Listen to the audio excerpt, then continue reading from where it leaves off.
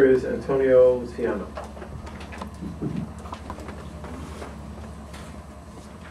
Good evening. My name is Antonio Luciano, and thank you for giving me another opportunity to speak before the board. Mr. Rothschild, as board president, you are responsible under board policy number 2250, board committees, for appointing members and chairpersons of committees. I call on you to remove board member Aaron Weeder as chairperson of the policy committee. Mr. Weeder has demonstrated a lack of knowledge of board policy, either by not having read the policy or being familiar with it. His lack of understanding and disregard for rules of order, attendance at executive sessions, hiring practices, complaints from the public, and his own violations of the school's code of conduct are a source of bewilderment as to why he remains chairperson of the policy committee. As chairperson, Mr. Weeder lacks the integrity that the chairperson of the policy committee should exhibit. One who is in this position should lead by example. However, Mr. Weeder leads by showing people what not to do. He is a source of embarrassment for the school district and the public as a whole.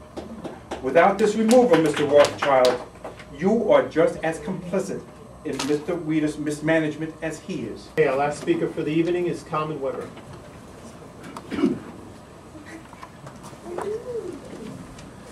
Thank you very much for giving me the opportunity to address you, the board, superintendent, and all the other officers of Preserve Ramapo. I find it very, very disheartening that people come to the microphone and get personal about certain board members. I don't think this should be done in public, mentioning names, etc. That's definitely not the way to, that's not the behavior which should be accepted at public meetings. I'm very happy the way the board is working. They're working very hard for the past few years, for the first time in very many years, to satisfy the needs of all the children in the district, public and non-public.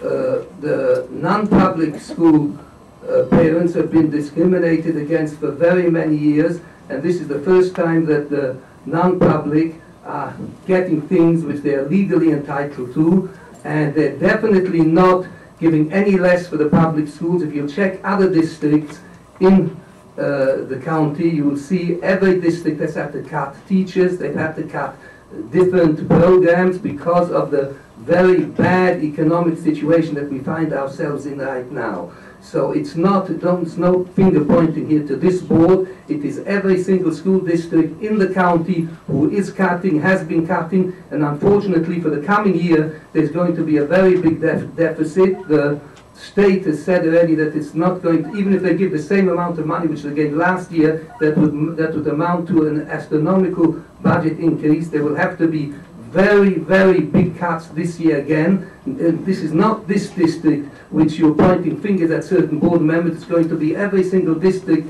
in Rockland County and probably in the state. So it's not something which people like to be doing. Unfortunately, everything that the school district gives has to be paid for, and if it has to be paid for, the money has to come from somewhere.